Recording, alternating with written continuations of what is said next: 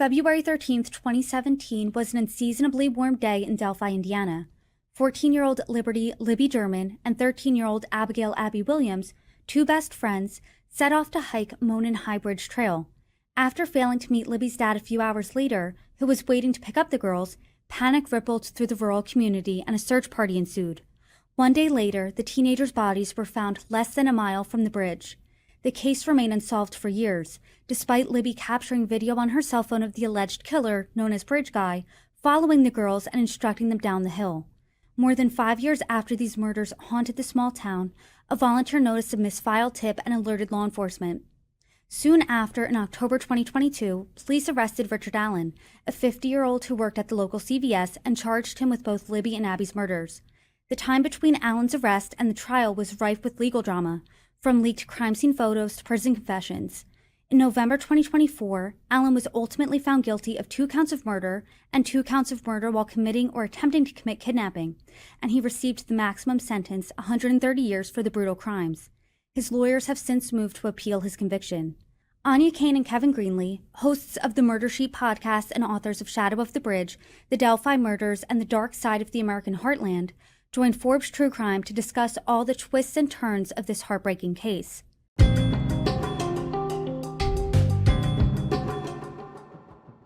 Hi, everybody. I'm Brittany Lewis. I'm one of the hosts of Forbes TV, and joining me now are Áine, Cain, and Kevin Greenlee, hosts of the Murder Sheet podcast and authors of Shadow of the Bridge. Kevin and Áine, thank you so much for joining me. Thank you so much for having us, Brittany. Thank you.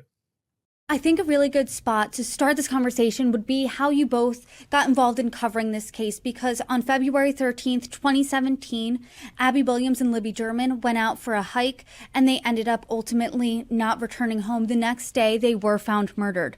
And your first podcast episode on this case wasn't until over 4 years later, in March of 2021.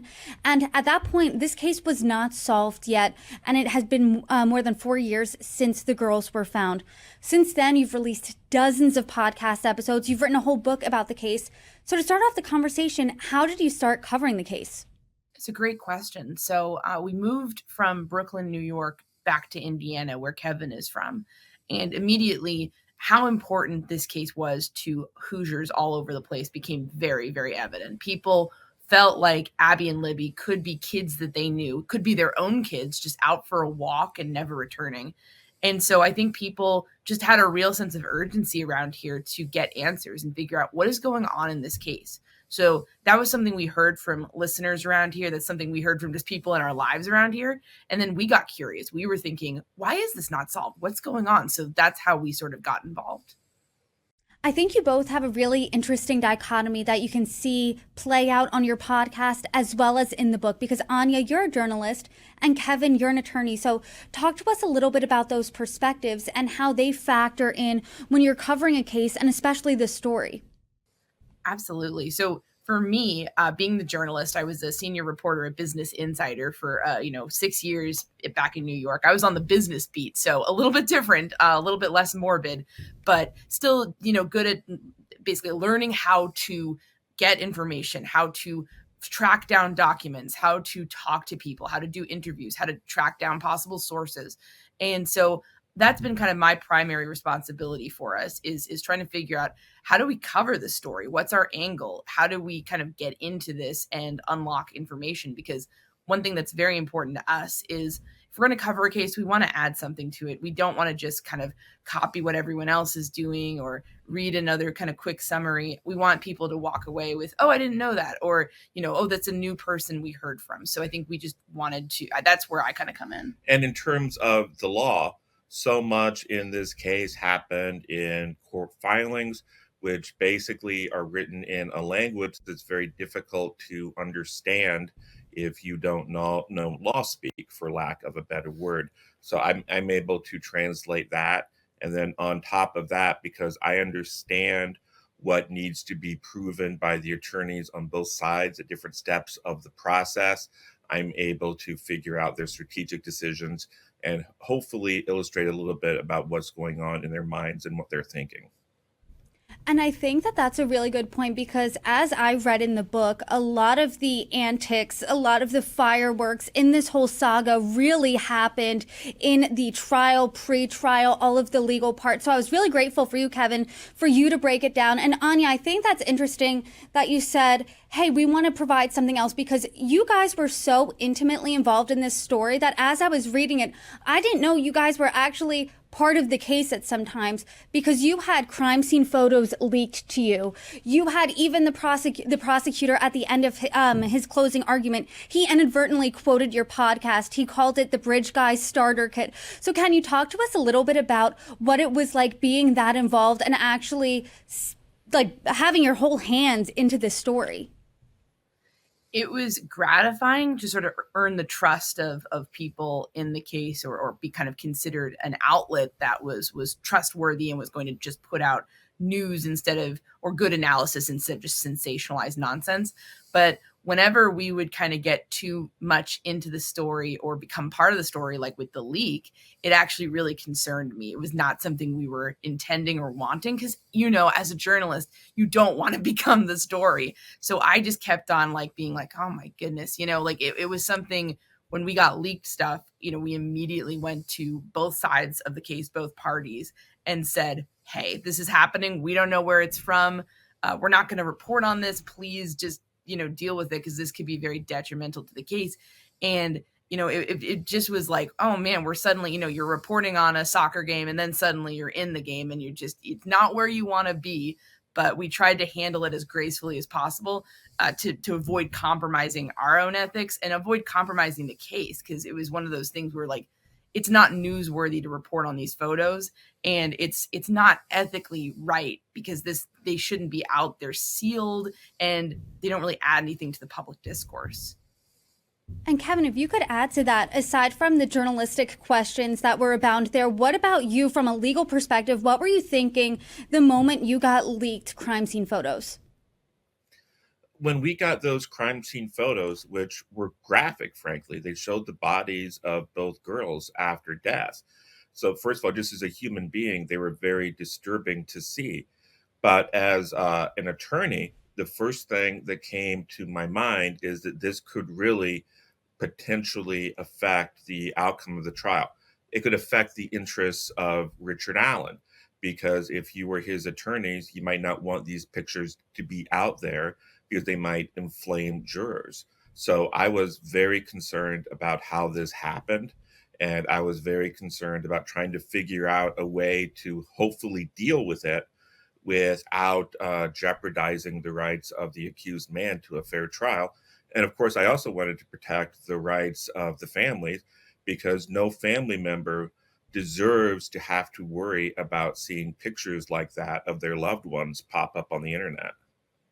I mean, there were so many times reading your book, listening to your podcast, and just, I mean, you got goosebumps seeing what was taking place over the course of these 7 years. And before reading your book, I was someone who I kept up with the big developments of this case as they came, but it seemed like a new case and a different story reading your account really from February 13th 2017 to the end of 2024. So can you talk to us about some of your biggest takeaways as people who read every filing, who were at the courthouse every day, who were at the trial? I mean, what really are some of your takeaways? It's a great question. And I think we kind of went through that same process that you did, where we sort of were aware of some of the big developments and then immersing ourselves in this case. We were like, wow, this is quite different than what we expected, perhaps.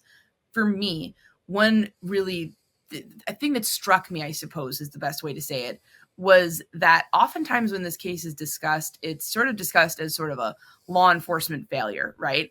And, oh, you know, the cops were either bumbling or corrupt or bad. And so that was something we wanted to get to the bottom of, because that's obviously very concerning. Police corruption or police incompetence is something that, you know, you want to shine a spotlight on if you find it, to say, let's do things better. What I was struck by was this case was almost beset upon by this original sin, which was too many people understandably trying to get involved with law enforcement in the beginning and coming to volunteer their time and kind of causing this inadvertent chaos. And that essentially burying the only meaningful tip that ultimately led to Richard Allen's arrest and conviction. And so to me, it is a story about how law enforcement needs to kind of get a handle on case management from day one, or it could have disastrous consequences. But as for the actual individual law enforcement who dedicated so much time to this, I thought they did quite a good job. And when it came time for this tip to resurface, and you can read this in the book, they jumped on it immediately. And it was like a textbook thing where they were gathering information, even though it was old, and piecing it together to get it done. And so to me, it's kind of about the dichotomy of, yes, there was this one mistake, but the people who dedicated so much time to it did quite a good job and were just never gave up. And to me, there's something kind of hopeful about that. And I think that that was really evident throughout the book, just how much this community and especially law enforcement cared about this case, cared about the girls. I mean, at one point you write that the prosecutor, Nick McLeland, it was his dream to be a judge, but he didn't want to leave the case no matter the next opportunity isn't coming up for years and years. But he didn't leave the case because that's how much he cared about it. And to your point, Indiana State Police Lieutenant Jerry Holman said that the original sin was the chaos of the early days, because it almost seemed like so many people wanted to help. There were too many cooks in the kitchen. But Kevin, what do you think some of the misconceptions are? Because I think that there were the media, or not even the media, perhaps the public got a different perception of what was actually happening. And then your book really tells a different story. I think one of the biggest misconceptions about this case is that the level of secrecy that was involved early on was because the law enforcement wanted to hide something nefarious. And I'll be blunt, they did want to hide something, but it wasn't nefarious. There were details about the crime scene that they did not want the public to know about. Most importantly, the fact that there was an unfired cartridge left of the crime scene. And the fear was, if that information got out, then the killer would realize he had left that there, and he would dispose of the gun that he'd used that day. So they very much wanted to keep that a secret. And because of that secrecy, because of wanting to keep that secret, people leapt to the wrong conclusions. They thought they were trying to hide something bad. And people really began to speculate and get conspiratorial. And I think that it was really unfortunate.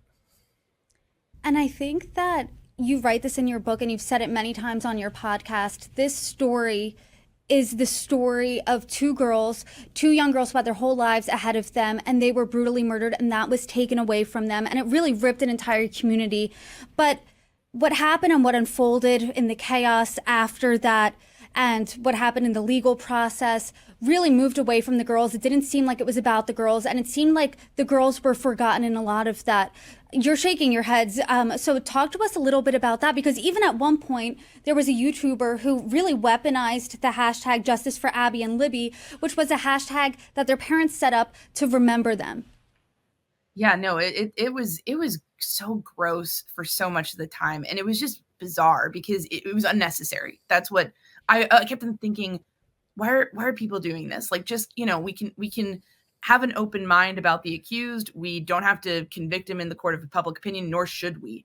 But at the same time, it was almost that people adopted this idea that, like, well, everything's corrupt, so he must be being framed, and let's make it all about like our speculation, or just kind of nonsense. And to me, I think what it boils down to is there's a section of true crime that is very conspiratorial, and it's basically, a segment of the audience. And I would say the vast majority of people who are interested in true crime are not like that. They just want to know more about cases, or they're interested in it, and they're sort of just, looking for information. So it's not everyone, but the conspiratorial ones, they are an audience. And what you have is creators who see an opportunity in them to gain some clout, as the kids say, or perhaps make some money or build their audience, and they cater to them. So even though a lot of these people do know better, instead of saying, hey guys, here's how things really work, they're going and saying, hey, I'm validating every stupid thought that comes into your mind.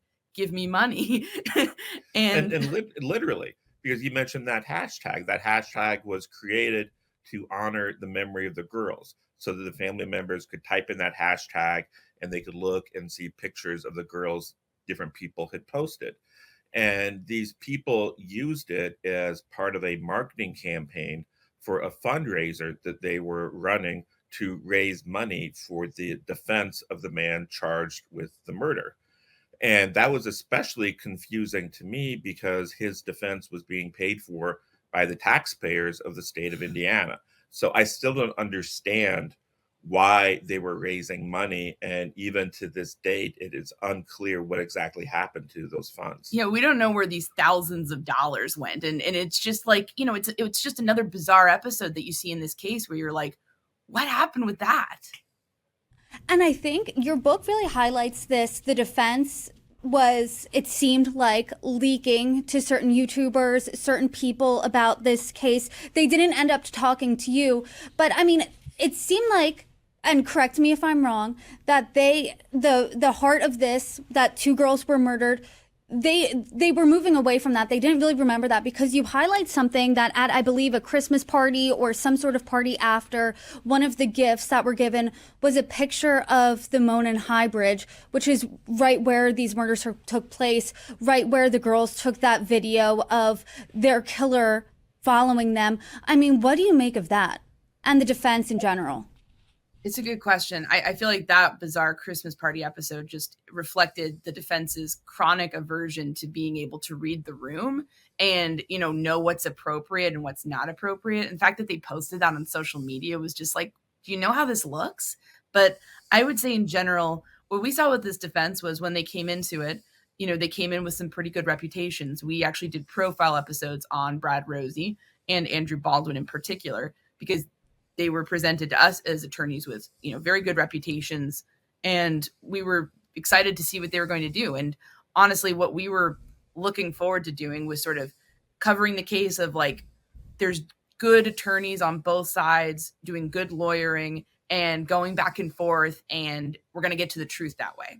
So in a way, our sort of cognitive bias was towards that. We want everything to be a Scott Turow novel where everyone's doing their best and is just, doing their jobs. But what we learned pretty quickly was that they had adopted this sort of conspiratorial narrative of the case that wasn't really backed up by evidence and was sort of had a lot of holes in it just from the surface. When you could like looked at their documents, it would be like, that doesn't really make any sense. And I think a lot of that came from them kind of cozying up to some of these weird creators who also had a conspiratorial stance. So it was like they were feeding off each other. And we talked to a lot of defense attorneys here in Indiana. And so we'd be going, okay, here's what they're doing now. And these other defense attorneys just behind the scenes, they've never been on the show. They just like would be kind of giving us advice on how to cover stuff. And they'd be like, they're doing what? I mean, they were baffled. Like no one understood this. It was just bizarre. And I think that the true crime industry, like you said, there's a lot of people who are interested in cases. It's good in the sense that it can move an investigation along. More eyes can see it. People could put in a tip. But I think that this case really showed the dark side of the industry, the more conspiratorial parts of the internet, really just ugly stuff for the families of these victims, for the law enforcement officers who just wanted justice. I mean, how exactly did what was happening online and that noise impact the community, the families, because you've spoken with family members like Libby's grandmother? Yeah, absolutely. And I mean, Libby's family and Abby's family, I think, went through the unimaginable in terms of losing these two beautiful girls. And then they went through the unimaginable in terms of some of the abuse they received from people who don't know what they're talking about online. And, there's this inclination within true crime where everyone's going to be an internet sleuth, right? They're going to figure it out. They're going to piece information together. And that can be a positive thing. I think when we're talking about long unsolved cases, debating, okay, is this suspect good or is this suspect good? I don't necessarily think that's a harmful activity. But what people did in this case was harmful because they would make assumptions about the families. Oh, the family's connection to this or that must have been what happened, and they're covering it up. So they're part of the problem. So we're justified in attacking them. A lot of things were more about justifying attacking different groups of people. But I think we saw that being the most heinous when it came to people who lost these kids. And it was like, what are we gaining here? And again, most people were not engaging in that. Most people, I think, truly just wanted more information. But this small segment is very loud, very vocal, and at times very unhinged. So yeah, I hope that answers your question, but it was really bizarre to see. But I will say one thing that struck me was Libby's family in particular throughout the trial. They just kept on giving everyone who was like waiting outside food, even people who were like attacking them, and I thought that was like, that shows their character, and it shows the character of these people who are running around screaming about how everyone's corrupt, but then, accepting chili and banana bread from the people they say are evil. And it's like, you guys are clowns. But I thought Libby's family showed so much grace under fire. And so did Abby's family. And that, I know that you pointed that detail out in the book, that she was delivering bread and they made eye contact with someone who was just so heinous online. And Kevin, I'm curious here if these types of conspiracy theorists online, like legally, are there any ramifications? I mean, what does that really look like? Defense attorneys have a lot of latitude in how they conduct their cases. And of course, in terms of online activities, we do have the First Amendment. So it's really tough to regulate some of that behavior. I think really, if we want this behavior to change, it's going to have to be changed by the people who are watching or listening to us now. If you don't like seeing conspiratorial true crime content, if you don't like seeing families harassed and accused of murder, then the most effective thing to do is to stop consuming that content. Because the reason people do that sort of thing is because it gets attention and it gets clicks and it gets downloads, and ultimately it gets those creators money. And if we remove the profit incentive, I think it will start to go away. I agree with that. And I will say one thing we heard from a lot of people is, oh yeah, I know this creator's terrible, but I want to see what he says because it's so wild, or I want to monitor it. And these people have good intentions. They want to be able to see what these people are doing, but a click is a click. And I also think penalizing, just by not watching them, creators who platform some of this nonsense, who should know better, is also important. And true crime just needs to be a less welcoming space for these people. I mean, if we as a sort of community are able to say, here are some very, very basic standards for how we comport ourselves, we can push some of this out. And I think, and I'm not just saying this because I'm a journalist and you're a journalist, but we have these high standards. You can't just go out here and say conspiracies. You can't just go out here and say that someone could be involved in a crime when they're not. I mean, do you think that, how can you hold these creators and these podcasters to that same standard? It's a great question. And one thing I look back is in history, right? Because there were times in the United States over the centuries where US journalism was pretty wild, right? Yellow journalism, people are running around, they're doing stuff. If you watch old movies, sometimes you see the gaggle of reporters and you're like, what are you guys doing?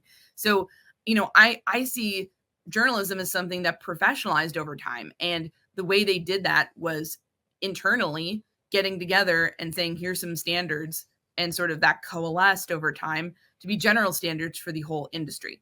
And so maybe the problem is that nowadays there's no real incentive for people in new media, or true crime specifically new media, to do that, because, there's no problem. I mean, people are, not walking away. They're not saying, I'm not going to listen to this anymore. And one thing that's important to note is that a lot of these creators, especially on YouTube, they're not making a lot of money off these cases. What they are getting is attention. And I think it's more of a psychological benefit to them than a monetary one. So I think when people are saying, well, I'm just adding one to, 300 views, that's not a big deal. Yeah, but that's another opportunity for them to get attention and engagement that they so desperately want.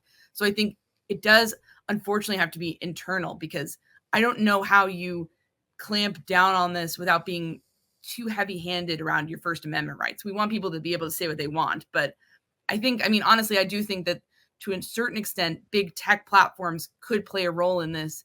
If someone is just spewing vitriol and abuse, I think, is that really a good thing to be up on YouTube? Like, I would argue no. But for the time being, it's going to have to come from sort of the consumer side. And audiences should feel empowered to say, let's not only not watch this, let's not talk about it, let's set this aside. And let's kind of like talk to our friends who are watching it and say, like, you're supporting something that's pretty horrible. And frankly, some of the problem, maybe even the larger part of the problem, is on my side of the fence. Mm-hmm. Because in this case, we had the defense attorneys basically engaging in conspiracy theory spreading in some of their filings. At one point, for instance, they uh, released a 137-page filing in which they theorized, with no evidence, that this crime was committed by a religious cult. And they named the people they thought did it, even though there was no evidence tying those people to the murders.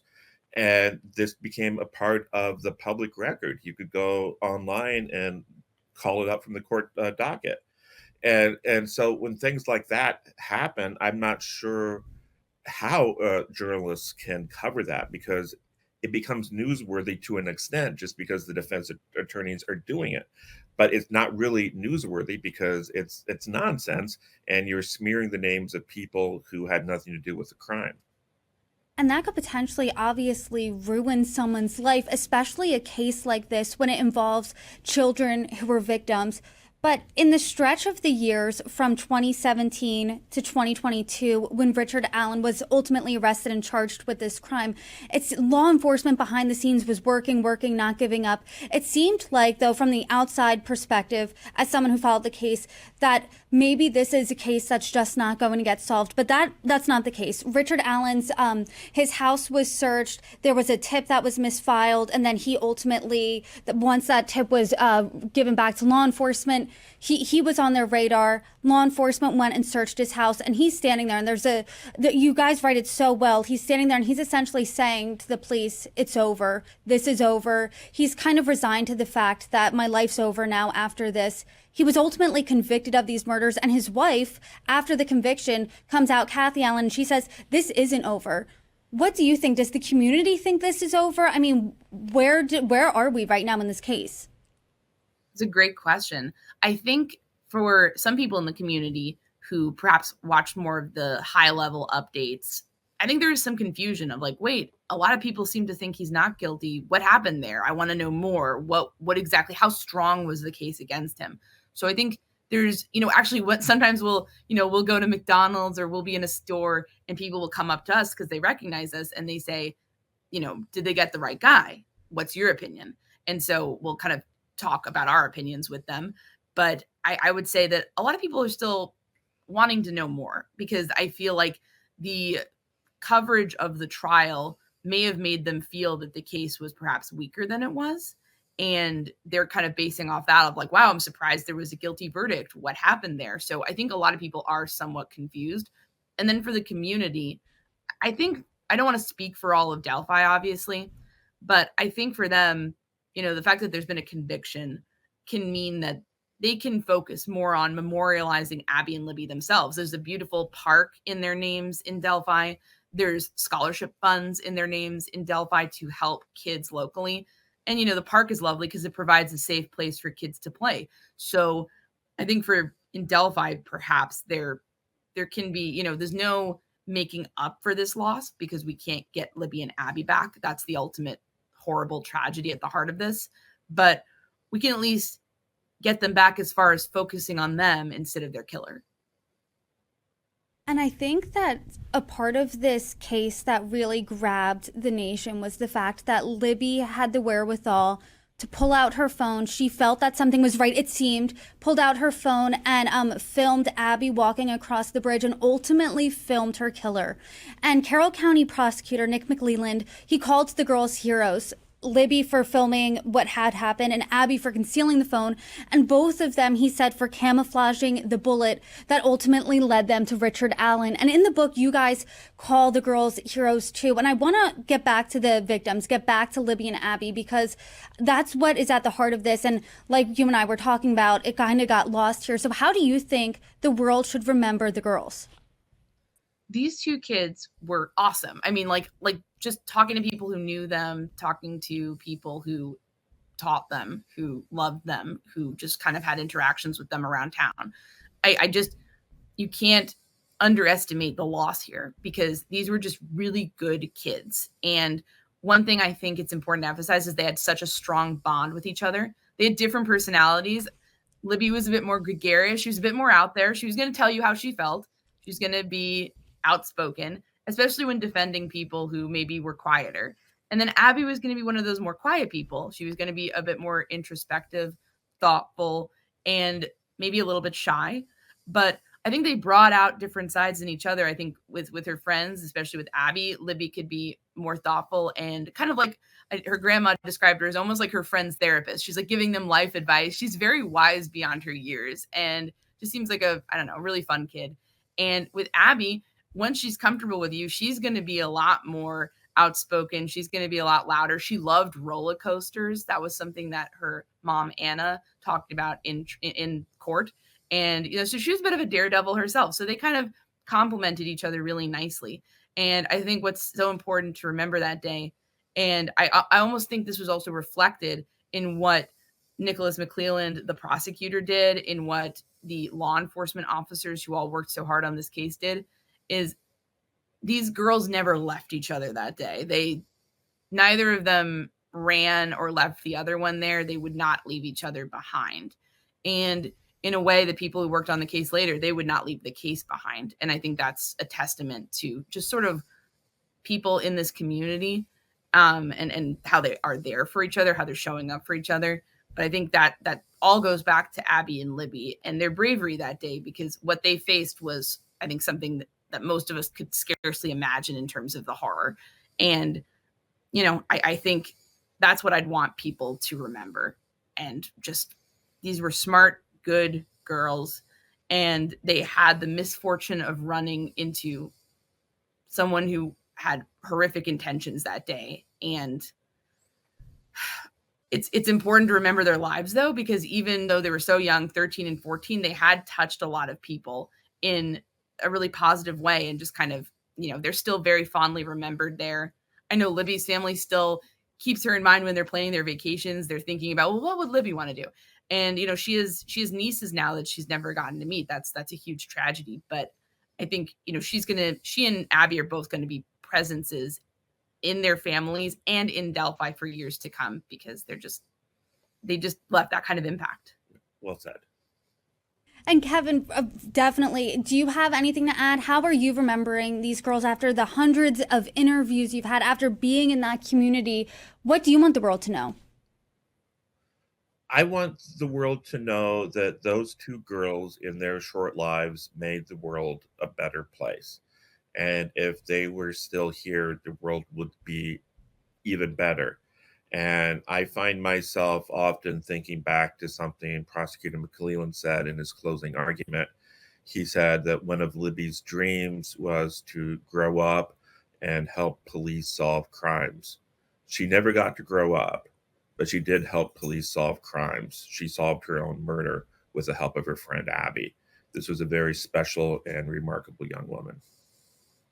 I mean, I just got chills even thinking about that. Do you both think that without that video, this crime would have been solved?